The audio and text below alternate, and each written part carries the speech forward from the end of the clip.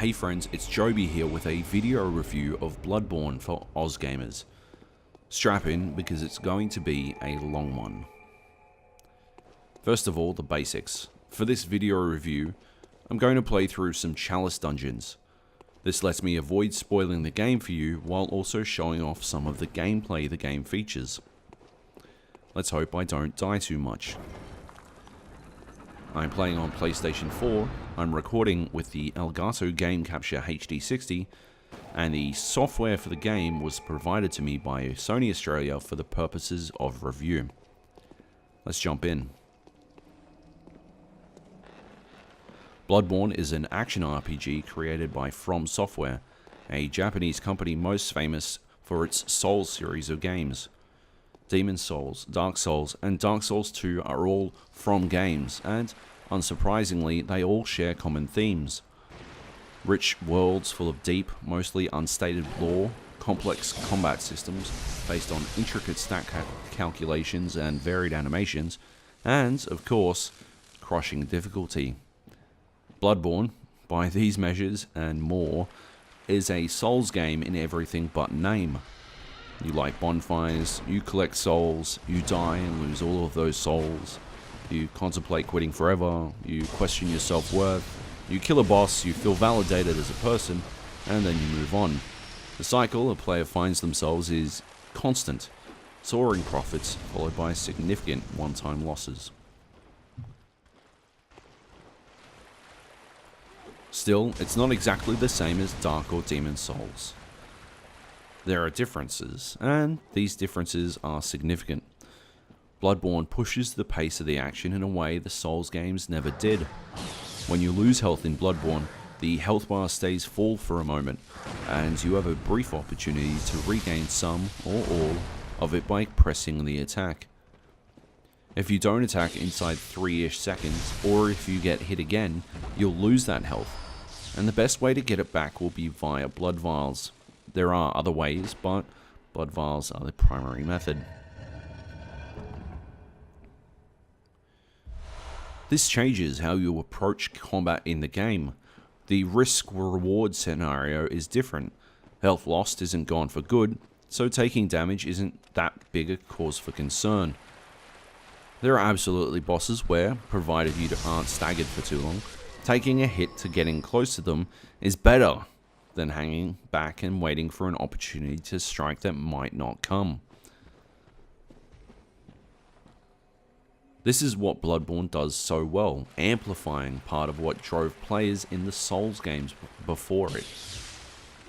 From's games aren't about never falling, they're about getting back up when you do. Bloodborne takes this philosophy and makes it a part of the very combat itself. In previous games, you'd strive to never be hit by a boss, attempting to make every battle flawless, even if it was nigh impossible to do. But here, getting hit can result in that flawless victory anyway. As a very experienced Dark Souls player, it required some active rewiring of how I played. I got stuck on Vicar Amelia for days because it kept trying to separate and regroup after being hit. I still fall into that habit sometimes, backing off from fights when I should be ducking in. Superficially, it seems like these changes mean Bloodborne rewards a confident player more, but all the Souls games have rewarded confidence. The difficulty that appeals to some players and scares off others has far more to do with not knowing what to do than it does with the game's skill-based challenge. Sure, even regular mobs can kill you in 3 or 4 hits, but simply knowing where and what those mobs are can negate any threat they pose. Bosses can absolutely one-hit kill you, but the one-hit attacks are telegraphed so heavily that if you know what they are, they'll never hit you. Confidence is the difference between meekly fighting every enemy you meet on your way to a boss and sprinting from bonfire to boss fog because you already know the way. This is a Souls game constant, not specific to Bloodborne, so I reject the idea that Bloodborne rewards confidence more. I think, if anything, it encourages recklessness more, goading players into taking that extra swing, or to stop from healing that little while more. Another feature that forces players into a Offense is the best defense mindset, however, is the absence of shields. The one shield you can get in the game is a few planks of wood sitting next to one another, which serves little use beyond lowering your stagger from gunshots. It's actually sort of useful against at least one AI hunter. Instead of shields, in Bloodborne you get a gun and way more iframes on your dodge. I won't go into iframes too heavily. At this point you're like 5 minutes into a video about one of the most challenging games on the planet, so we'll assume a little knowledge. But to put it simply, iframes are those moments when you're invincible to damage, even if on screen you're getting hit. When you dodge in Bloodborne, you're impervious to damage for a brief amount of time, much more time than you were in Dark Souls 1 or 2, which means a dodge-heavy strategy affords you ample opportunity to not get killed. The gun you get plays into another offensively defensive mechanic. If you shoot an enemy as they attack you, they can be stunned, and you can perform a visceral attack on them. This is a tweaking of the parry system from Dark Souls. Instead of thrusting your shield/sword breaker to the side with a quick push of the L2 button, instead now you shoot an enemy in the face. Like the parry system, gun parrying can take some getting used to. When you first start the game, it seems like more hassle than it's worth, but by the time you reach the final boss, you'll be far better off for having mastered it. Naturally, a tool this powerful comes with a catch. In this case, your gun only has a certain amount of bullets available before you're all out. This is one of the most interesting elements of Bloodborne, creating an item deficit where the player struggles to stay afloat as they get further and further into an area. Exploration is one of the key aspects of Bloodborne. Searching and finding new places to go is integral to not just progress in the game, but the overall feeling of lack of confidence I mentioned earlier. As your blood vials dwindle and your quicksilver bullets run short, you begin to pray that the next lantern is just around the corner. The fact that you can sacrifice health for bullets augments this balance further. If you time it right, you can press up on the D-pad to sacrifice a chunk of health in return for 5 bullets, and you might just get that health back if you're lucky or good. But if you screw it up, you're a little bit closer to death. The other major departure is in the weapons. Dark Souls and Dark Souls 2 playthroughs are defined by the weapon you wield. The weapon you chose dictated where you put your stats, how you fought enemies, what armor you wore. The weapon was the game. Pick a spear and you need enough stamina to keep thrusting it. Pick a big bloody hammer and you need the strength to kill pretty much everything in one blow, because you probably won't get a second shot. Pick 2 clubs and stunlock cheese your way to victory for all the rest of eternity. In Bloodborne, trick weapons, as they're called, seem far less important. There's fewer of them, for one. Upgrade materials are few and far between, especially those to take a weapon beyond level 6, which forces you to specialize. If you've already spent 8 chunks on your starter weapon, you'd be crazy to upgrade a brand new weapon from scratch while fighting much tougher enemies. Trick weapons themselves offer a fair amount of variety. You can augment each weapon by pressing the L1 button, transforming it into something different. My 2 weapons of choice were the threaded cane, which turns into a whip with great range, and the Tonitrus, an electric club which turns into an even more electric club. There was something particularly special in Dark Souls and Dark Souls 2 about obtaining a weird weapon by doing something odd, but that doesn't seem to be a thing in Bloodborne. As cheesy as it was, I loved getting the Drake Sword by shooting off a dragon's tail, and I'll never forget.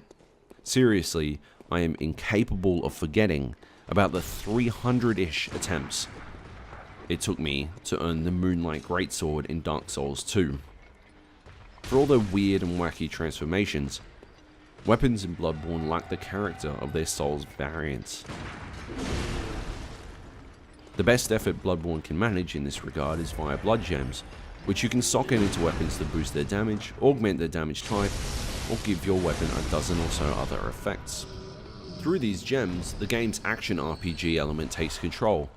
If Dark Souls games are From Software's take on Western RPGs like Dungeons & Dragons, surely Bloodborne is their version of a Diablo. hence the faster paced combat and the propensity for taking damage.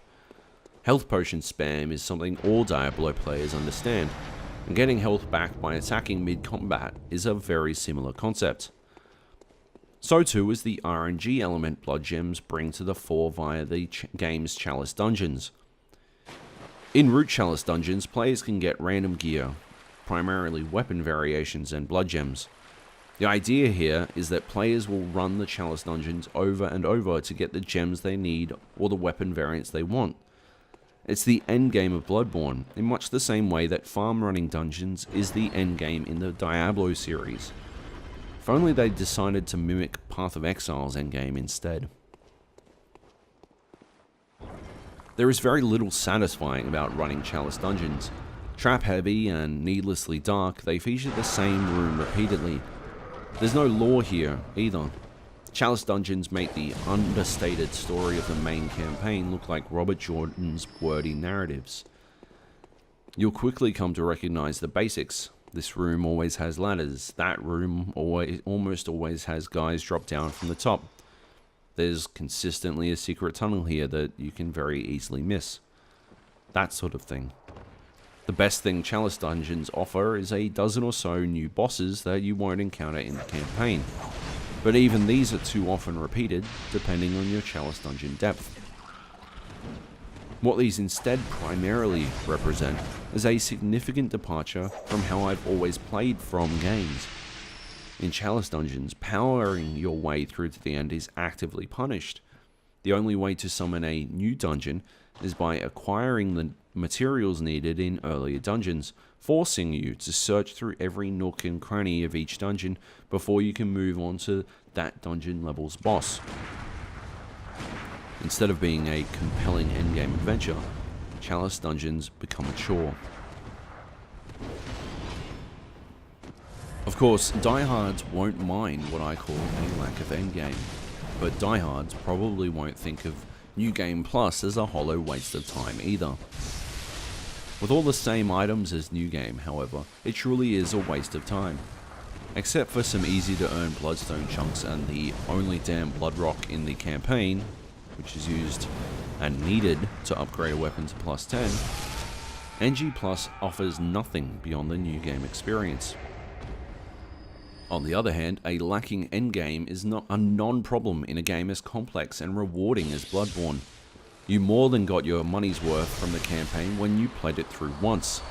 Whichever way you play, be it content explorer or tourist, Bloodborne delivers a compelling challenge, a gorgeous world, and a fantastic experience all around. But Bloodborne has a different, far more insidious problem hidden within it. One that absolutely should not exist. The Souls games have always had bugs. Hell, one of the first major bosses in Dark Souls was a complete freaking mess of collision detection issues. The bed of chaos is still my biggest barrier when I think of revisiting the first Dark Souls game.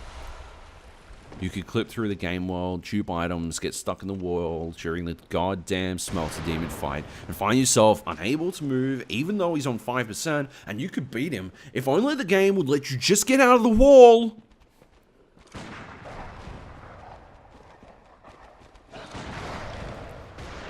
Anyway, these games were not brought into the world perfect. They're works in progress, games as a service, and all that rubbish. Dark Souls 2 you played on launch isn't the same as the Dark Souls 2 you will play now.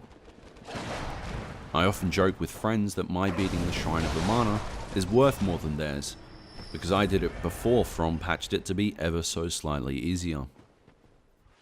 More than that, it's often their imperfections that allowed some of the more spectacular achievements.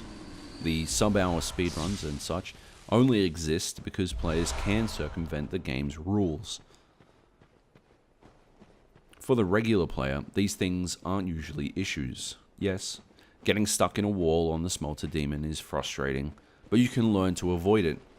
After a time, it becomes just a part of the Smelter fight. And the Bed of Chaos is a nightmarish mess of flawed design and buggy physics, but you can beat it eventually. In fact, these bugs characterize what is brilliant about the Souls games. Through patience, skill and determination, you can overcome them. Bloodborne's problems aren't like that. In fact, Bloodborne's chief problem is counter to the very nature of the game itself. The 12-hour bug for Bloodborne is well documented. It doesn't take 12 hours to kick in, it reduces boss move sets and makes them less aggressive, and it impacts both the campaign and the bosses in Chalice dungeons. It can be fixed by killing the game app on your PlayStation and starting the game up again, pointing some to believe it is symptomatic of a memory leak, and it is the worst bug that could possibly exist in a game of this nature. It's a nightmare situation because even the tourists don't want to beat the game on easy. The appeal of Bloodborne and the other From Software games is in earning your victories. As I mentioned before, the slight nerf to the Shrine of Amana earns me no shortage of smugness around my Souls-loving friends. On the other hand, they give me stick for beating the game as a mage. I cop crap for always being summoned 4 or 5 times before a boss fight because I have friends who learn the fights with their souls or echoes on the line. Souls games aren't about achievements in the way we've come to understand achievements. They're not about notifications you can share to your Facebook wall or some bullshit. In Bloodborne, achievements are personal successes for you to know and measure against yourself. I don't argue with my friends about the veracity of our accomplishments to dick measure. Sarcasm and insults is how we recount our shared experience. I don't genuinely think I'm better than anyone because I beat the blood-starved beast on my first attempt. Shit-talking is just how I communicate. The 12-hour bug dashes this to pieces. All of your accomplishments are called into question through this glitch, none of them certain. I did beat the blood-starved beast on my first attempt, but maybe I beat some hollow shell of this boss, because maybe I left my game on for too long beforehand. This bug wasn't revealed until around 2 weeks after the game came out. I'd had the game for a week before release. Thanks to the long-ass loading times of the game pre-release, and for about a week post-release, I had been leaving my console on and in-game to avoid lengthy waiting. When the cleric beast bugged out on me and repeated the same move over and over, at the time I thought it was just a simple bug. Now I'm certain I'd left my game console on for more than 10 hours. Even with a regimen of repeatedly resetting the game, I call into question any boss fight I found simple now. Being that I could quite easily dodge her jump attacks and hit her in the tail, was it that Amygdala was a surprisingly easy boss to beat? Or had I simply been playing too long since the reset? That's not to mention that the same issue is probably what causes the game to hard crash upon killing some bosses. Nothing robs you of your achievement quite like the game literally taking away a boss kill. Although the upside is that you can be guaranteed that your kill on the Thumerian Elder was legit if you just had to reset your console to fight him again. Now that we know about the glitch, we can avoid it. The load times are still fairly long, though not nearly as long as they were, but it's better than being forced to question your own achievements. For too many players, however, the damage is already done. The only option is to replay through the bosses, to beat them after a fresh reset, to manage your game around its one glaring issue, and that is genuinely not good enough. Bloodborne is, overall, one of the best games I've ever played. There's no small amount of genius involved in taking a winning formula and skewing it into something which is similar but distinct in a way which forces players to relearn a game system they had already fundamentally understood. As I play through the game, I'm constantly astounded at how it gives the player a feeling of always being the underdog, always needing to overcome some grand odds, even against enemies you've fought before. The dogs you fight in Yharnam are the same as those you'll fight in the Unseen Village, but they take so much more damage later on in the game, and yet you never feel like you're being out-leveled. The combat is fantastic. The trick weapons feel distinctly different, even if there aren't enough of them to really personalize the experience. Gun parrying thematically marries aggressive combat with active defense, and it successfully makes you feel like a badass. The art style is that perfect blend of horrifying and horrible, as enemies slick with blood and slime stare at you with too many eyes, all covered in bubogs. The story, once again understated and occasionally unstated, blends Lovecraftian mythology with Miyazaki's terrible imagination to create a true horror experience, something the Dark Souls games never really managed. But while Bloodborne is content complete, it is far from a complete experience, and it lacks in the worst area imaginable, suffering at the hands of subpar polish and reckless ignorance. Load times turn defeat into tedium. Frame drops make some boss fights nigh on impossible. Terrible glitches provide players with methods for exploitation. And worst of all, a bug in the game can rob you of your accomplishments both meta-conceptually and in practice. It can render your achievements moot simply by virtue of existing, or it can crash the game and put you back outside a nightmare fog pre-fight. It is utterly unforgivable, and almost comically the only mistake they can make short of the game not actually working that could make me say that. I'm torn, because even with this error, Bloodborne is a candidate for Game of the Year. That's how good I think it is, absent endgame, present memory leak and all. 8 out of 10.